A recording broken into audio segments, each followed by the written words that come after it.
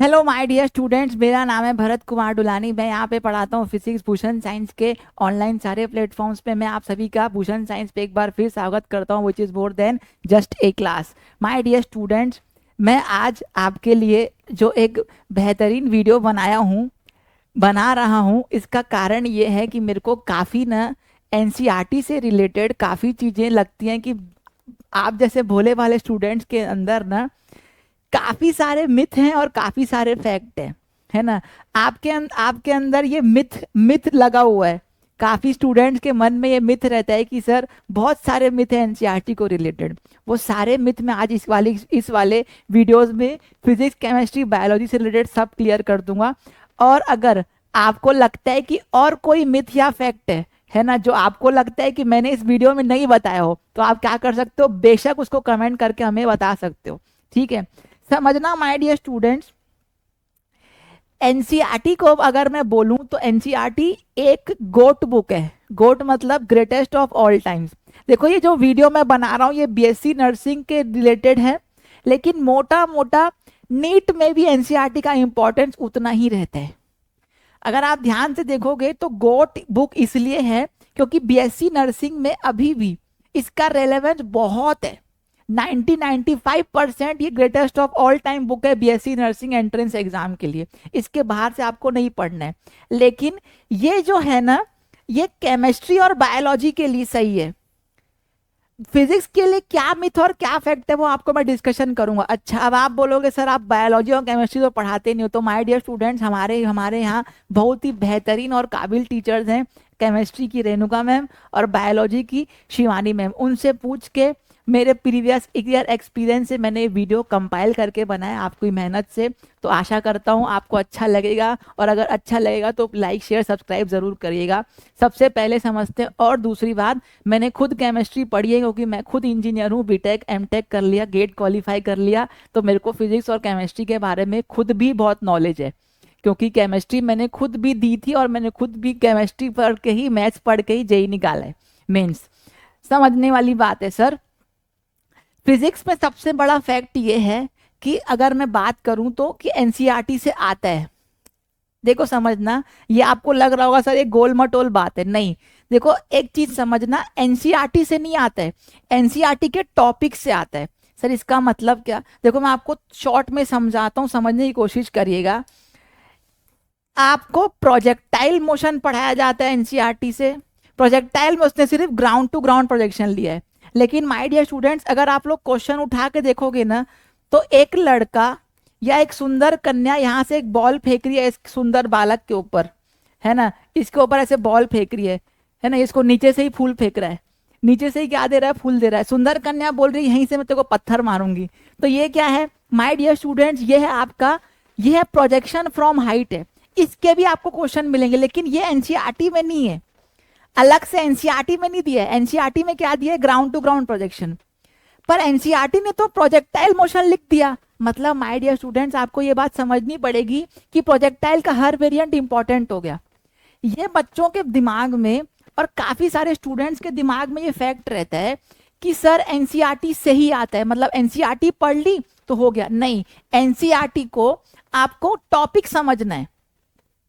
Topic से related और क्या क्या चीजें पूछ सकता है वो भी आपके बीएससी नर्सिंग एंट्रेंस एग्जाम के पॉइंट ऑफ व्यू से इंपॉर्टेंट हो गई। अच्छा, ये तो पहला फैक्ट हो, पहला मिथ हो गया। दूसरा फैक्ट क्या हो गया, बच्चे क्या समझते हैं डायरेक्ट एनसीईआरटी पढ़ने से। आप लोग भोले भाले बच्चों को क्या लगता है डायरेक्ट एनसीईआरटी पढ़ने से फिजिक्स समझ में आ जाएगी। माय डियर स्टूडेंट्स, अगर आप डायरेक्ट एनसीईआरटी में कूदोगे डे वन से, आपको समझ ही नहीं आएगा कि एनसीईआरटी की फिजिक्स में क्या चल रहा है।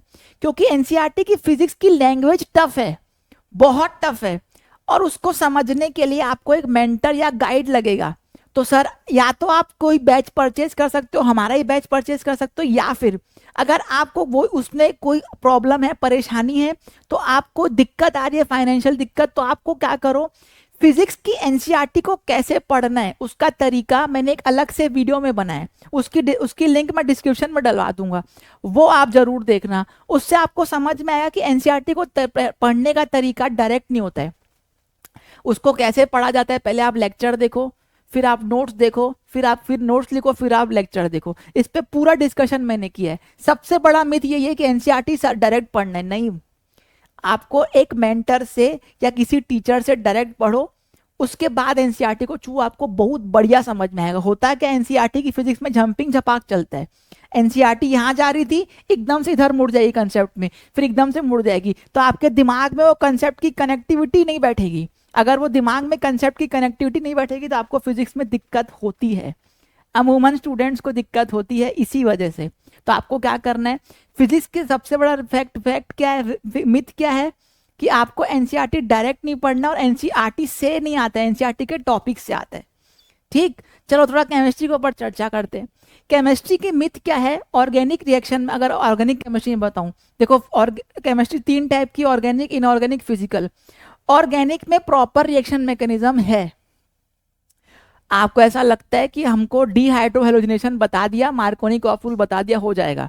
लेकिन माय डियर स्टूडेंट्स, अगर आप एनालाइज करके देखेंगे तो काफी सारे स्टेट्स में फैक्ट ये है कि मैकेनिज्म एनसीईआरटी में ढंग से दिया ही नहीं है। आपको मैकेनिज्म के लिए सिर्फ बोल रहा हूँ, अलग से एक किताब हो सकता है आपको रिफर करनी पड़े। जैसे जैसे जैसे जब मैं पढ़ता था तो हमारे टाइम में बेस्ट बुक थी मॉरिसन बॉयड ऑर्गेनिक की, तो आप वो रिफर कर सकते हो। पर वो सिर्फ मैकेनिज्म के लिए, पता चला आप पूरी किताब पढ़ रहे हो, मैं वो सजेस्ट नहीं करूंगा। ऑर्गेनिक के टॉपिक्स के जो रिएक्शन इंपॉर्टेंट है और जिनका मैकेनिज्म इंपॉर्टेंट हो सकता है, वो आपको रेणुका मैम और अच्छे से बताती रहेंगी, बता ही रही हैं और बताएंगी भी। उनके आप मैकेनिज्म देख सकते हो। और जो लोग हमारे बैच से जुड़े नहीं है, वो लोग यूट्यूब पे भी सर्च कर सकते हैं, हो जाएगा, मिल जाएगा आपको, है ना। लेकिन आपको ये जानना पड़ेगा, पता होना चाहिए कि मिथ यही है कि प्रॉपर रिएक्शन मैकेनिज्म ऑर्गेनिक का दिया, जबकि एनसीईआरटी में वो नहीं दिया है। ठीक, फिजिकल में कंसेप्ट अच्छे से एक्सप्लेन है, बिल्कुल गलत बात है। फिजिकल में कंसेप्ट अच्छे से एक्सप्लेन नहीं है, एक्सप्लेन है, अच्छे से नहीं है। फिजिकल में अटमोस्ट इंपॉर्टेंट होता है कंसेप्ट। वेपर प्रेशर्स वाटर का सॉल्यूशन का ऊपर क्यों लग रहा है, जब आप किसी नॉन डिसॉल्वेबल सॉल्यूट को डाल रहे हो किसमें, आपके सॉल्यूशन में, तो उसका वेपर प्रेशर डिक्रीज हो रहा है या इंक्रीज हो रहा है, ये चीज क्यों हो रही है, ये आपको जानना जरूरी है, तब जाके आप क्वेश्चन बना पाओगे। और फिजिकल में थोड़े बहुत न्यूमेरिकल भी आते हैं, और जो आपके एनसीईआर फिजिकल से रिलेटेड फिजिकल एनसीईआरटी से रिलेटेड जो न्यूमेरिकल है, उतने टफ लेवल का बीएससी नर्सिंग में नहीं पूछता है। तो ये भी आपको पता रहना चाहिए कि न्यूमेरिकल, एनसीईआरटी के न्यूमेरिकल आपके basic nursing point of view से थोड़े से रिलेवेंट है। आपको थोड़े से इजी न्यूमेरिकल करने, और जहां तक मेरा एक्सपीरियंस है, बीएससी नर्सिंग में फिजिकल से न्यूमेरिकल कम आते हैं। अच्छा, इनऑर्गेनिक में सबसे बड़ा ये फैक्ट, सबसे बड़ा मिथ है कि सब रटना है। नहीं भाई, सब नहीं रटना है। विश्वास मानो, आपको एटॉमिक नंबर और एटॉमिक मास रटना है बस। इसके बाद आपको जैसे एग्जांपल देता हूं, लेंथ एंड कॉन्ट्रैक्शन, इसको जब तक समझोगे नहीं, रट ही नहीं पाओगे। आप रट लोगे लेंथ एंड कॉन्ट्रैक्ट होते हैं कैसा, क्या, क्यों, कैसे, वो तो समझना पड़ेगा, फिर तो रटोगे। तो सब नहीं रटना है, आपको रटना है जस्ट बिकॉज आपको वो चीज अप्लाई करनी है। लेकिन माय डियर स्टूडेंट, जब तक आप इनऑर्गेनिक को भी नहीं समझोगे, इनऑर्गेनिक को समझोगे फिर रटोगे, तो आपको वो रटना नहीं लगेगा। सब नहीं रटना है, ऐसा नहीं है कि बस सिर्फ उठा के पढ़ने पलटा के सब मगअप करते जाना है, ऐसा नहीं है। समझना है और फिर क्या करना है, उसको अप्लाई करना है। ठीक, तो इनऑर्गेनिक में सब नहीं रटना है ना, चीजों को समझ के लास्ट में रटना है। चलो बायोलॉजी की बात करते हैं थोड़ा। बायोलॉजी में सबसे बड़ा मिथ ये है कि डायग्राम से क्वेश्चन नहीं आते। मैं बोलूंगा डायग्राम से उठा के क्वेश्चन पूछा, आप देखो तो सही। हमारी शिवानी मैम से मैंने डिस्कशन किया, उन्होंने ये बात बताई मेरे को, उन्होंने और अच्छे से मेरे को गाइड किया। रेणुका मैम ने केमिस्ट्री के लिए गाइड किया, और मेरा खुद का भी एक्सपीरियंस है बायोलॉजी और केमिस्ट्री को लेके कि माय डियर स्टूडेंट, डायग्राम से क्वेश्चन आते हैं। तो डायग्राम एनसीईआरटी स्पेशली बायोलॉजी के बहुत इंपॉर्टेंट हो जाते हैं, है ना। तो आपको डायग्राम भी समझ के देख के जाना है। और BSc nursing point of view से अगर मैं आपको बायोलॉजी की बात करूं, तो मैं बोलूंगा अटमोस्ट इंपॉर्टेंट एनसीईआरटी है। यहाँ पे इसकी यूटिलिटी 100% है। एनसीईआरटी से मैं दावे के साथ कह सकता हूं, बायोलॉजी में बोल सकता हूं कि एनसीईआरटी से बाहर एक क्वेश्चन नहीं आएगा। आपको ये बात क्या लगती है, कैसे लगती है, जरूर कमेंट करके बताना, है ना। और अगर आपको फिजिक्स और केमिस्ट्री से रिलेटेड कोई और मिथ या फैक्ट पता है, वो भी कमेंट करके बताना। हम लोग देखेंगे, हम लोग को भी समझ में आएगा कि आप लोग भी मिथ और फैक्ट में इंटरेस्ट ले रहे हैं, है ना। आप लोगों को भी अगर दूसरा कुछ पता चलता है कि नहीं सर ये मिथ है, ये फैक्ट है, जरूर बताना हमको, ठीक। एनसीईआरटी लाइन बाय लाइन नहीं पढ़ना है बीएससी नर्सिंग के लिए, बिल्कुल गलत बात है। आपको एनसीईआरटी को लाइन बाय लाइन का वर्ड बाय वर्ड पढ़ना है।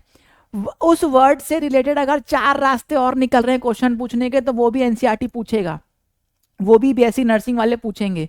एनसीईआरटी आपको बायोलॉजी की मैं लाइन बाय लाइन तो पढ़ना ही है, मैं तो बोल रहा हूँ वर्ड बाय वर्ड पढ़ना है, उसका एक एक वर्ड इंपॉर्टेंट है।